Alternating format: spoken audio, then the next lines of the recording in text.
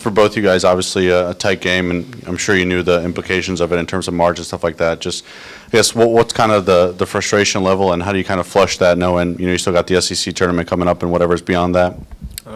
It's really frustrating knowing it was right there and it was in our hand and we couldn't really just grasp it and get the win. But we're all a group of adults and we know that this game doesn't make or break our season. We got a big tournament coming up, SEC tournament. We make a good run in that. Everything's good. So we got 24 hours, dwell on it, whatever we got to do, and get back to work on Monday. Go ahead, Paul. I guess for both of you, but specifically for Cam, what were Mack and Boyles doing so much inside to get the position they got? And I think both of them combined for almost 40 points. What were they doing inside that made it difficult? They're both really good players, really skilled, and they got size, so they know how to use their size very well. So it's kind of just hard to maneuver around that and not get silly fouls and give them and ones and stuff like that. Go back to the cameras and John. Hey, Josh. Playing a game like that against a team of that caliber, so close and so tight, right near March Madness, how can playing a game like that in overtime, that kind of experience, help y'all for the gauntlet that you're about to have to play with the SEC tournament and beyond? Yeah, the experience-wise, it's definitely great to know with that situation and what situation you're in. So in the future, if we're ever in that situation again, we know what to do to complete it. So. Justin, go ahead, front row. Cam, during this losing streak, you guys have allowed about 85 points per game. I mean, you guys throughout the year have talked about defense needing to be your identity. What do you feel like is not going right on that on the floor? Just simple miscues, misassignments, not finishing the plays. Just little things that we've preached on since July. Just mental mistakes that we're making and we're going to clean up. Got time for a couple more for the players. We'll go to Steph and then back to John. Josh, obviously a great game for you today, and I'm sure that, free throw at the end will linger a bit. I guess, how do you kind of, learn to flush something like that to move on to the next game? My teammates just, pushed me through it. Obviously, it's a frustrating moment for me. And my teammates kept my head high, kept me positive. So, go back to John and wrap us up. Cam, what was y'all's mindset heading into the game when it comes to, the NCAA tournament implications? Did you guys talk about that at all at practice with, hey, if we win this game, it may be solidified more? Like, was that part of any conversations and the mindset heading into the game? We had small talks about it, about kind of where we are and what we kind of need to do. But we all collectively knew that this was a big win for us, knowing how good South Carolina is and how that would push the metrics for us, and that we've been on a little streak to just get us out there. But, it didn't work out this time, but it's all good. Chris, it was, obviously a close game, tied 8 times, but, they led for 38 minutes. It seems like every time you tie it, they had an answer. I guess, what do you kind of credit that to, and why do you think South Carolina was kind of able to keep control even, when it went back and forth there? It's like when I told the team and the radio folks after the game, it's the same feeling that I got right now. It might be different when I watch the tape, but the last 3 games have all felt very similar in terms of how they've unfolded from my perspective. Auburn, A&M, and tonight against South Carolina. The difference in the margin throughout the game wasn't as big, but that theme of playing from behind and just fighting uphill, all night long was the same.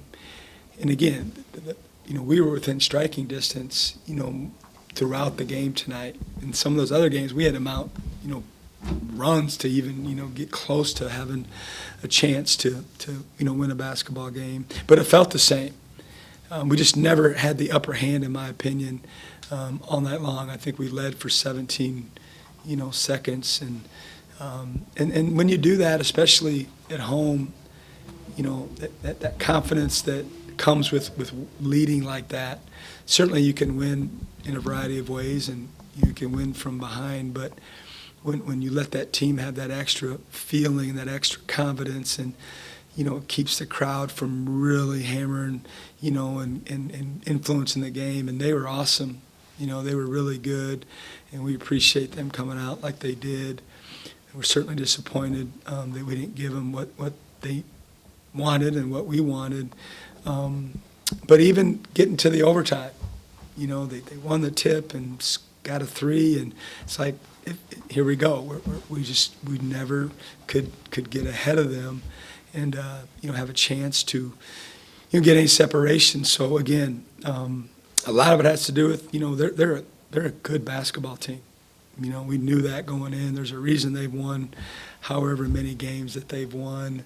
There's a reason they've been ranked in top 15, 20, for the last few weeks of the season, and they know who they are, and they play together really well, and they share the ball, and but we couldn't get the upper hand all night long. We'll go back to the cameras and John, and then we'll go down to Paul. Chris, Josh, obviously another unbelievable night, and I know he seems certainly like a very mentally tough kid, but after the game and the missed free throw, did you say anything to him to console him at all, and what's he kind of been like since that in the brief moments you've seen him since the game ended? No, we haven't discussed anything about the game. Just talked to the team.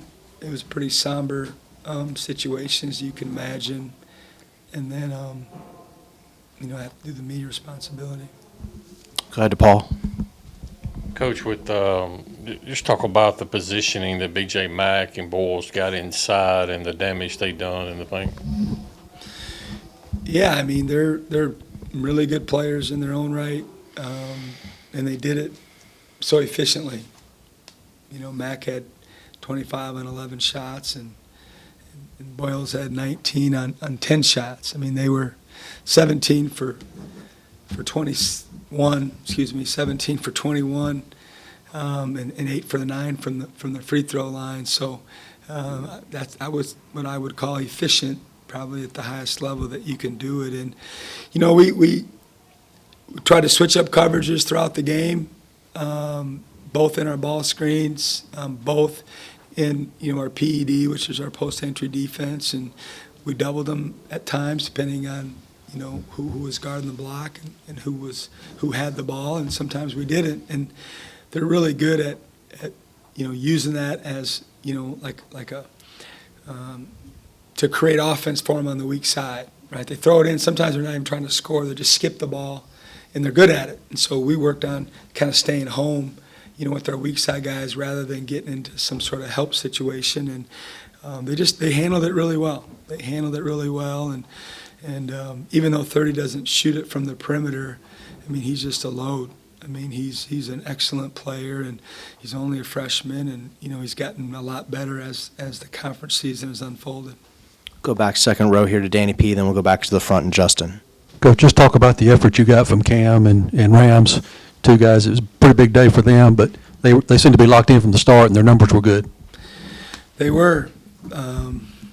They both competed and emptied their takes, so to speak. And we had a lot of guys that did that, and to do it, when the night that they're recognized, certainly will be, I don't know how, again, with age, who knows, what the memory is going to be for this particular game, but they at least know that they left it on the floor. And that's what we talked about before the game. This could or could not be the last time this group gets to play on this floor together. And, let's just leave everything we got and let these fans know, how hard you compete and what this game means to you and what this team means to you. And I thought we did that. We certainly had mistakes. We certainly, didn't do everything perfectly, but there was no lack of togetherness. There was no lack of effort, of a want to. There's no quit or give up. There's no issues, in our team in terms of pointing fingers. And I'm thankful for that and proud of that. And certainly I know it's a bottom line business and it's about winning, and we all get that. But I was proud of their effort, and that's what we talked about after the game. Go ahead, Justin. We'll go down the line. Justin, Steph, and Benjamin. Chris, you mentioned these last couple of games all, playing out similar and feeling the same. During this losing streak, you guys have allowed 85 points per game. Obviously against some pretty elite competition within that, but what do you feel like is missing on that side of the court, and how much would that sort of help fixing, the defense in terms of not having to play from behind in these games anymore? Yeah, well, today was a little misnomer. It was 77 at regulation, so you got to consider that. as well. And but it's just the league is better this year. It's way better, especially offensively.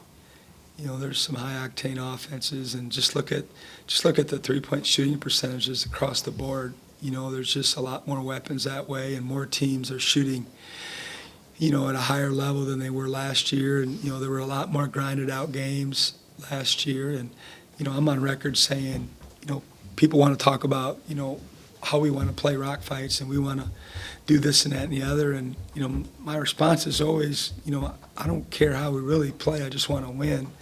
And, you know, against Kentucky, you know, 3-4 games ago was 91-89 and had a chance. And then tonight, you know, it was a more higher scoring game. But certainly we've got to do better on that end. But at the same time, you know, the other team has a lot to do with it as well. You went to him there on the opening possession of the game, but, you know, for Tolu, he only has 2 points in that first quarter, doesn't make a field goal again until the second half. I guess, what's kind of the key to get him going early, and do you see any lingering effects from, you know, the practice incident before the Auburn game?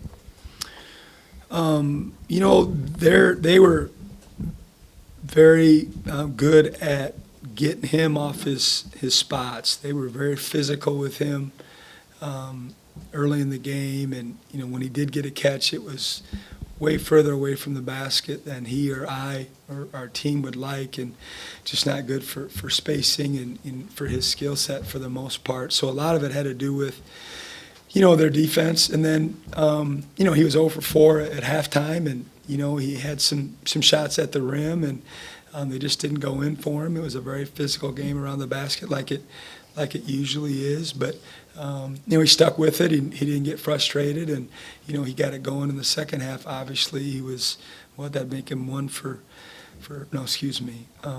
for 7 in the second half. I think that adds up correctly, and you know, he just kept with it, and our guys, you know, did a better job of getting the ball where he needed it. I mean, I know you made a couple changes to the starting lineup, but you had to have 3 starters play 40-plus minutes and not a ton of production from the guys who did come off the bench. So I guess what's it going to take going into the postseason to get more out of guys like Shaq Moore, Sean Jones, Keyshawn Murphy? Yeah, it's a great question. You know, but with the recent changes, I mean, you know, it doesn't matter to me if they're coming off the bench or they're starting. We just need to have productivity from everybody that has, you know, minutes and if double-figure minutes, if you will. Like Murph, you know, didn't play a ton to have a big influence on the game tonight, and that wasn't the plan. You know, we basically played, you know, 7 guys if you really break it down. Other than Jimmy got a couple runs there, where he ended up having 4 minutes, and it wasn't necessarily anything that either one of those guys did or didn't do. It was more, you know, the guys that were in there that, you know, we felt like were playing, you know, pretty well. But, you know, going into a tournament format now, and, you know, hopefully having to play, you know, back-to-back or back-to-back-to-back or whatever the scenario is, you know, you're going to have to be able to rely on more guys, you know, playing more minutes and being more productive. Got time for a couple more. We'll go back to Justin and then to Steph to wrap us up. Chris, last year, I guess, entering into Nashville, sort of maybe a similar situation in terms of where you are in the NCAA tournament picture. How much do you think that helps that most of those guys that were playing in that game last year in terms of, you know, having to win at least one, coming back and doing it again may help next week? Yeah, time will tell, you know. Right now, you know, that's not what we're thinking about. You know, we're just trying to process what happened today, and a lot of these kids have a lot of family in town, and, you know, I just told them that it wasn't, you know, their fault that we lost this game, that they needed to not take it out on anyone and not enjoy and be around the people that love them, that are here for, you know, for the people, the guys that were honored, or even, you know, the guys that weren't, and it's the last game. And I noticed that the throng was a little bit bigger than maybe we've had in some games, and just really focused on that with them. Like, you know, they obviously love you and they're here for you, and, you know, don't make this the rest of the day a miserable experience, for them. We'll figure out how we get through this, and, we really didn't talk about going forward right now, and we'll have plenty of time to regroup and get ready.